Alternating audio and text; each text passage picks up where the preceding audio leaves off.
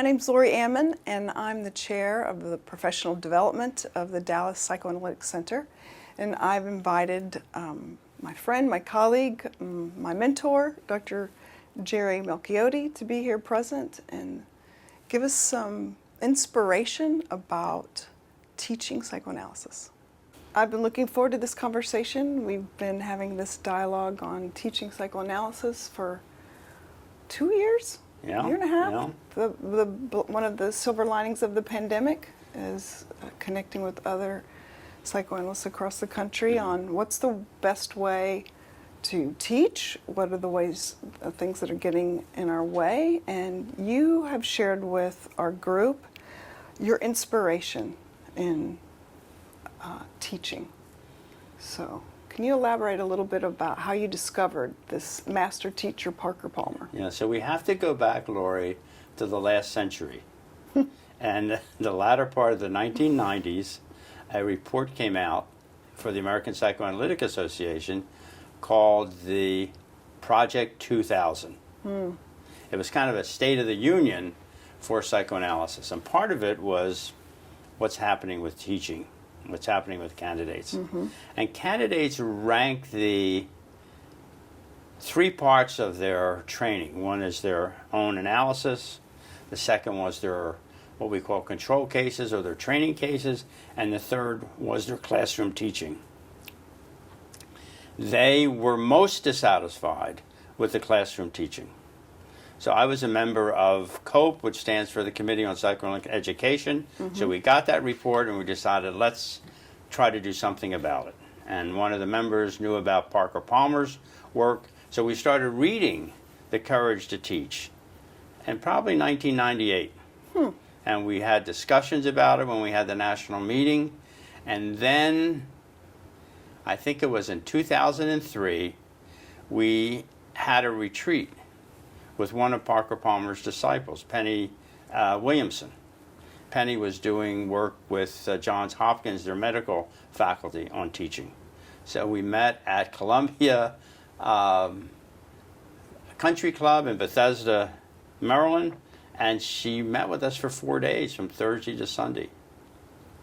And you had a bunch of crusty analysts who were going to learn something new, which is hard for analysts, because somebody defined analysts once as someone who pretends they know everything.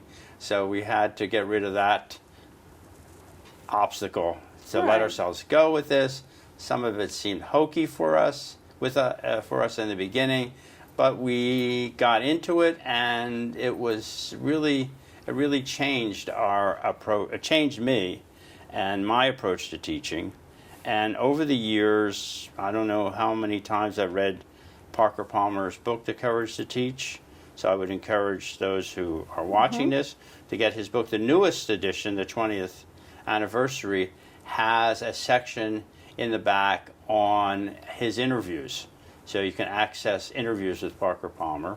And there's an interview on YouTube already where he addresses the education department at Gonzaga University, which I think is worth listening to. Yeah, I think that's on YouTube. Yeah, it's on YouTube.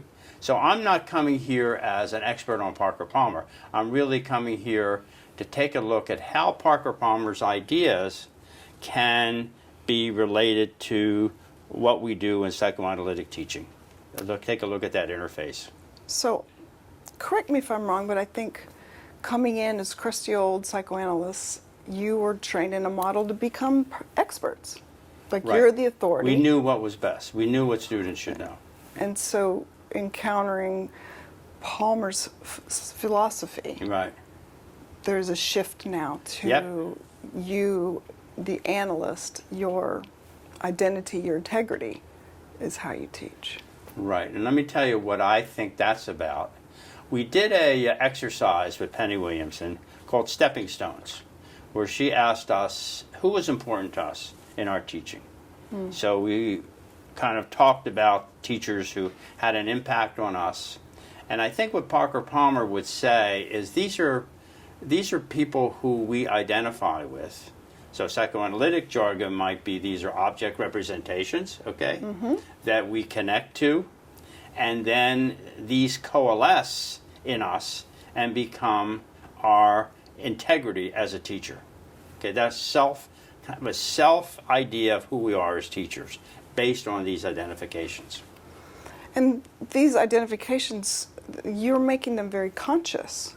Yes. And I think, some researchers have critiqued psychoanalytic institutes as being the culture being created more of an unconscious lineage of authoritarian Right. styles. And so this must have shifted not a focus on technique, but onto something else. Right. And that something else was a different mindset. It was putting the subject first, putting the subject in the center. See, that's new. You get a pushback. Somebody says, "Oh, when you teach, don't you put the student first?" No. According to Parker Palmer, you put the subject first. And the teacher and the students revolve around the subject. It's not different than what we do in analysis. In analysis, we don't put the person first. We do something else. We put the person's mind first, okay? We help the person understand themselves.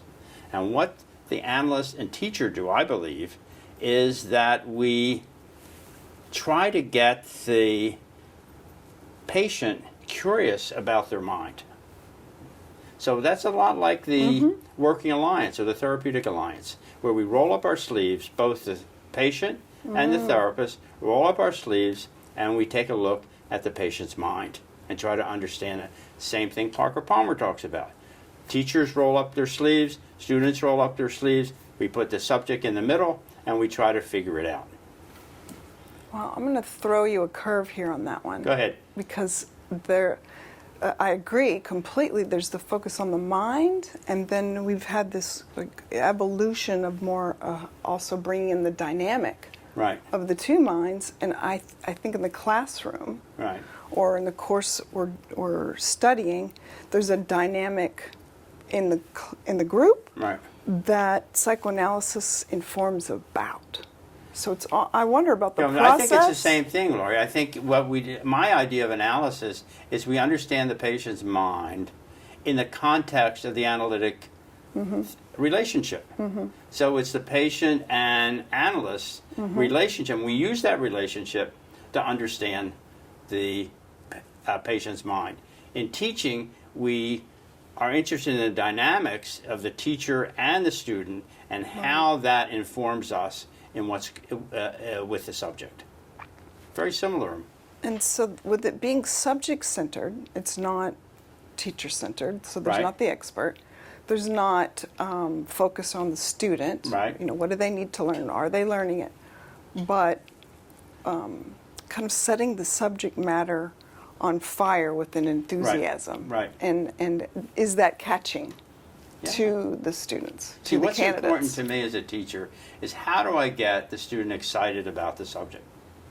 I am more satisfied with a student who runs out of the classroom and wants to read more about the subject, okay? And is excited about it. So that's the important thing to me, and that's what I want to ignite in the classroom. And that leads me to one of the concepts that Parker Palmer shares on the community of truth. That because the subject of psychoanalysis has become one in which is being integrated by the candidates and the teachers, the faculty, you're developing all of these curious minds, Yeah, this community seeking truth to understand more. right. Right, and that's the exciting part. It That's is. what makes teaching exciting.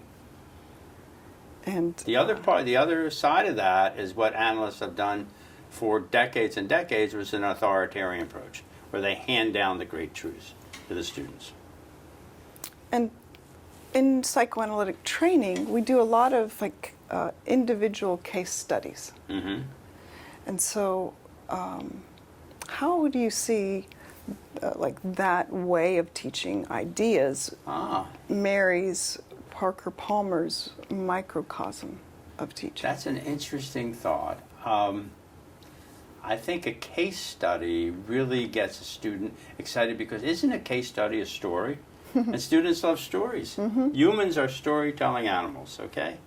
So they love stories. And you can research shows that if you can hook in what you're learning to a story or experience or an affect, students learn better. Mm-hmm. Can I give you an example? Please. Just thought of this. I had a group of psychiatric residents in an elective on psychodynamic psychotherapy, and we're schmoozing before the class, and Halloween's coming up. So there's a student in the class who has 2 little children, and I asked her about Halloween, what she does with her kids at home. She said, I hate Halloween. I said, you hate Halloween? She said, my mother hated Halloween, and I hate Halloween. And I said, besides, I don't have any sidewalks where I live, so I can't take my kids out. I said, I'll tell you what, I live in a neighborhood that has sidewalks, and what I'd like you to do is come over with your family, and we'll go door to door, trick-or-treating. I have a bias. I love Halloween because I had wonderful experiences with my own children and grandchildren with Halloween. So I said, let's go door to door. Who doesn't want free candy? Huh? Just get free candy? So he has a 1-year-old and a 3-year-old. 1-year-old had no idea what was going on. The 3-year-old, she was dressed as a ladybug or something like that, and she goes up to her first door and nervously knocks, and a lady appears and hands her candy. And she's thinking, man, you can't beat this. So she was really gung-ho going door to door. So after this was over, we talked about it in class, and I asked the resident, what was this like for you? And she said she really saw how excited her daughter was about that and how magical that night was. I wasn't there trying to convince her to like Halloween or not like Halloween. I was trying to raise the question about where she got her ideas about Halloween. Did she come up with them on her own? Or was this an identification with a mother that she never questioned? Mother hated this, so I'm going to hate it too. So it's the same thing with patients we do. And we use this as a teaching example that a patient may have a set idea about something, that they're convinced that this is the way it is. They never questioned it. They never questioned where that's coming from. So I was trying to use that as a teaching example of how you might approach that in treatment with a patient. So that's an example. I mean, it's a little quirky, but I think it worked for this particular point. Well, and what a neat opportunity to be able to have like the experiential object lesson of the kind of this microcosm of what, how do these identifications, how they formed and the consequences of them, and then an opportunity where where there's a freedom to discover.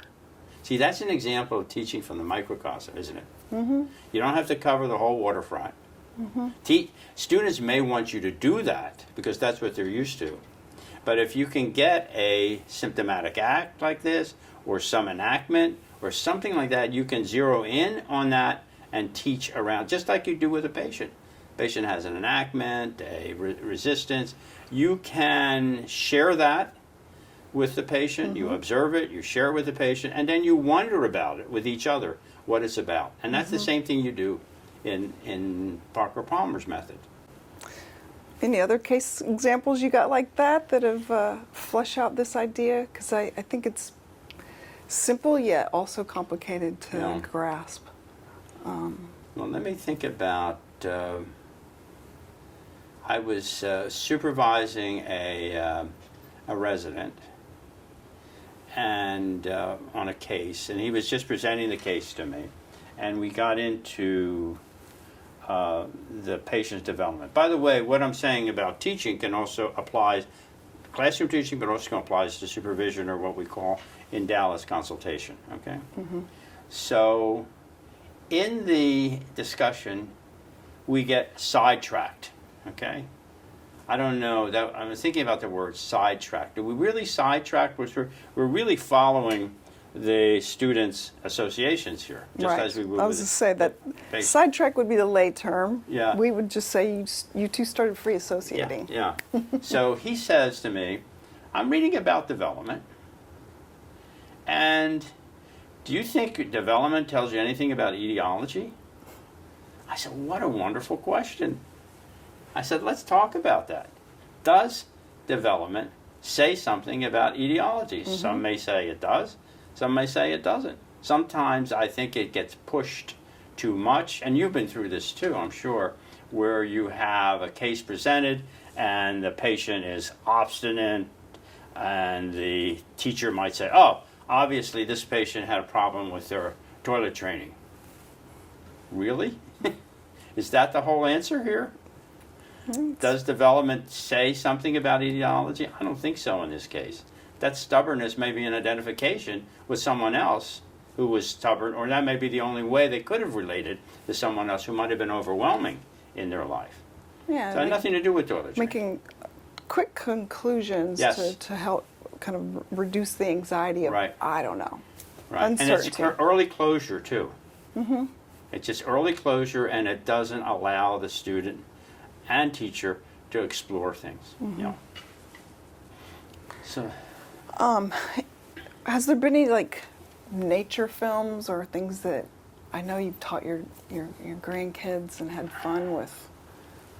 yeah, what did I do? Was it There's Some one that Octopus, my teacher. my octopus teacher is wonderful. Yeah. Did yeah. you see that? I did. Yes. And I think the point in that film is that person does not try. This is a person who's kind of disconnected in life. He's in middle years. He's disconnected from his family, his son, emotionally. And he follows this octopus and doesn't try to change anything about her. He just follows her and learns about her by just following her. And she learns about him. And they develop a relationship with each other through this. Okay. He doesn't have any set agenda, just like when you do analysis, you don't have a set agenda. Maybe different in teaching because we have an overall agenda that we want the students to learn such and such, okay? But how we get there can be very creative, okay? And I remember, I wasn't a big Star Wars fan, but or Star Trek fan, but I think there was the primary directive for the starships that when they went to another planet, they were not to change anything about the culture or the values of that planet. Just there to understand them. And that's what I think we do in analysis, and that's what I think we do in teaching too. You know. Well, you know, I think my octopus, my teacher. My octopus teacher. Octopus teacher. Part of one of my takebacks on that was he personified so much into the octopus. Yes. So shall we say, like, he had this idealism Yeah. towards the octopus that we've discussed that happens in the teaching Yes. as one of our hindrances. Yeah. And Oh, the that other can- way around. You mean the person who students. tries to get the students to idealize them, the teacher?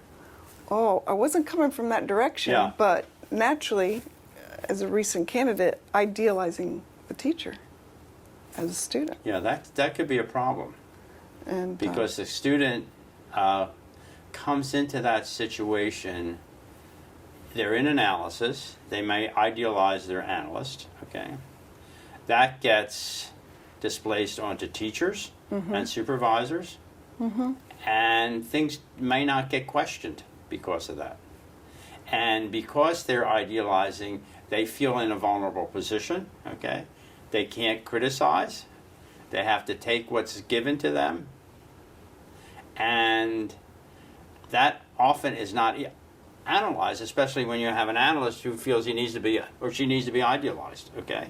So that could be a blind spot in that candidate's own analysis. or Same thing even in like teacher. as the teacher, right? Yeah. And so that's I think Parker Palmer gives us this idea on how to be supportive to each other as teaching, You're right. as faculty, because those kinds of dynamics of being idealized and then having something that's a hindrance in a learning environment can be brought out in what are the committees he called? clearing committee. The clearing committee. Yeah, I'll tell you where that's about. Parker Palmer wasn't raised Quaker, but converted to Quaker.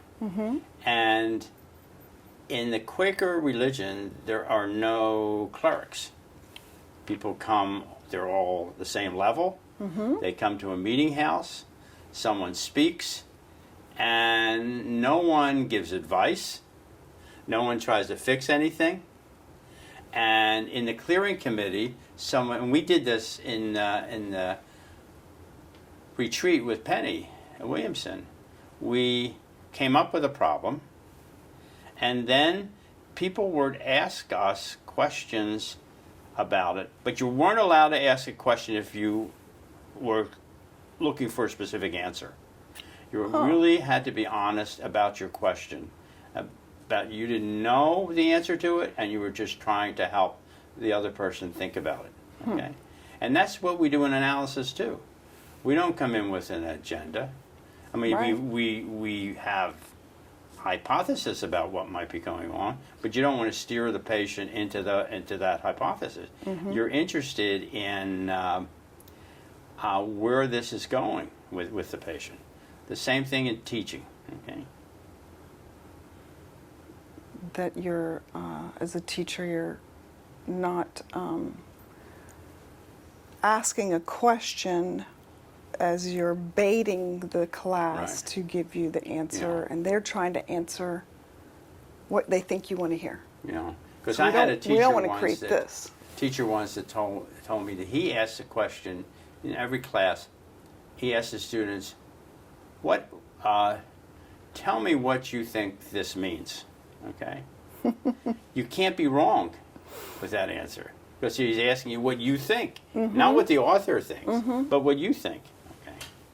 I'd like to go back to the idea of safe spaces that Parker Palmer talks about, and have you elaborate on what his ideas were there with opposites? Yeah, what he wanted to do is create a space where you can have opposites come up, okay? And where the student, the teacher, would be interested in these opposite polarities. And these are opposites of opinion, opposites of It theories. could be excitement. That's the teacher may be excited about teaching, but at the same time be frightened. Okay, so that's an example. Well, this sounds of a like real life. Right, real life. And I remember telling a group of students in Dallas a few years ago, before this, when the class started, I said, "This is the high point of my week," I told them. And one student shook his head and said, "Poor Dr. Melchiode, you really need to get a life." But I meant that. I was excited about being with them, and at the same time scared. And when I get scared, I deal with my fears by preparing. So I try to prepare as much as I can before the class. But you know what it reminds me of in analysis? The concept of neutrality, which I think has gotten a bad rap lately. I'm not talking about the analysts being neutral in terms of being some inert lump, okay, that doesn't have any feelings, or some mirror, some blank mirror. I'm talking about neutrality in terms of the analyst has to take a neutral position when it comes to the conflict. So you have a conflict, one limb of the conflict here, one limb of the conflict there, and the analyst has to be interested in both limbs of the conflict. Okay. So there's an example. When we first met, you came to me about one of your pre-matriculation interviews before you started coursework or joining the Institute. And you said that you were worried because you didn't feel you had the same preparation as some of the other students because of your degree. I don't think you knew it at the time, but I was a champion of candidates who had your degree. I advocated for the first one. It's a master level? Yeah, that came through. So here's an example. You were scared that you didn't know enough, but on the other hand, there was an opposite to that, is you were going to really work hard, okay, to compensate for that. And I saw that in you. I saw that part. So I saw both parts. I saw the scared part, who felt that you didn't have the same preparation, but I saw the other part of you, the strength that was going to overcome that and be a really top-notch candidate. So that's what I think you have to do. You have to be interested in both limbs of the paradox. And so by that idea of it being safe, those conflicting, those paradoxical feelings can be acknowledged and, Right. normalized as Absolutely. useful, Yeah. valid. That's what that's about. Yeah. So I frankly didn't think about myself as working so hard because I was scared to death. Yeah. But you're right. But I'm the same way. Yeah. So, Okay. My experience is some of the classes are excellent, some are not so good, and some are just average. But the ones that are good are interactive, and the communication is not just going between the teacher and the student, but also between students, okay? You see this going on, teacher gets involved in that, and then having the students again. That's what good teaching is about. You want to capture that. so I think that's your passion, and I embrace that as well, of good teaching. So what's one of the major criteria we need to create a supportive environment for good teaching? Okay, what To that faculty. Yeah, what we're trying to do in Dallas, I think, is important, where we have a support group for teachers. And we're not trying to tell them this is the best thing you can do. We're trying to support them in what they're doing and trying to support them in their journey to become a more effective teacher. And that's a lifelong journey. Yeah, a lifelong journey. So if we can do that, I'd love to be able to have a teaching and learning center here and then export that model and have that in every institute. And making that a safe place for difficulties to be struggles Yeah. to be shared. Yeah, that's his idea of the safe place, which I think is an interesting idea. It doesn't mean that the student is completely at ease. So sometimes you'll hear this argue, well, the students have to be calm and comfortable. Other people think, and I think this too, that I would rather have the students sitting on the edge of their seat, excited, ready to. It's almost like if you're in a competitive sport. It's that kind of feeling you get right before you go into action, okay? I guess developmental analysts would talk about quiet alertness in infants, but that's what you strive for. You don't want the students to be completely comfortable or asleep, but you do want them to be alert and ready to go, you know. But And- it's got to be safe in the sense that no one's put down for an answer, okay? No one's put down for a question. Yes. Okay, so you're interested, even if the question's off the mark, you're still interested in how did they come up with that? How did they get off, so-called off the mark? Because they may not be off the mark. They may be very much to what's going on, but you may have not heard it that way. So we've been talking, I think, in parallel a lot of the parallel process, the teacher-student environment and dynamics, and then the teachers together as a You know, teaching and learning support group. right. Like they really do mirror. Yeah, Don't and how they? what's modeled in the support group is what can be done with the students too. You know. And just a little praise report on the support group in Dallas. As we've been meeting as a group, in the course of the conversation, enthusiasm just bubbles up. Yep. And everyone is excited about teaching, encouraged. And do you have any closing words of encouragement of how you'd like to see the future go with this? I would love to see this model, and you're going to be presenting this model in New York in February for the winter meetings. If we can get people interested in this model, be able to export it to the model being a seminar followed by support groups in teaching, and then the development of a teaching and learning center in every institute. If we can get that going, I think that would be terrific. You're the one that's going to have to take this into the next generation. Okay, well, I'll be the catalyst with your encouragement. Yeah, okay. Thank you so much. You're welcome. Thank you for having me.